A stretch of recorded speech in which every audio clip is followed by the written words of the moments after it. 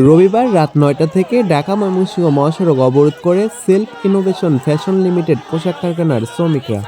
তাদের দাবি ২ মাসের বেতন ভাতা দিচ্ছে না মালিকপক্ষ।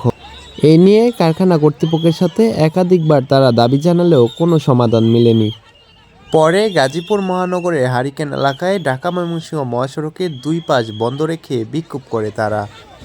এরপর পুলিশ এসে তাদের একাধিকবার হটানোর চেষ্টা করেও ব্যর্থ হয়। টানা ৫ ঘন্টা ঢাকা ময়মনসিংহ মহাসড়ক অবরোধ থাকার পর অবশেষে রাত ২টার দিকে সেনাবাহিনীর হস্তক্ষেপে তাদেরকে ঢাকা ময়মনসিংহ মহাসড়ক থেকে সরিয়ে দেওয়া হয়।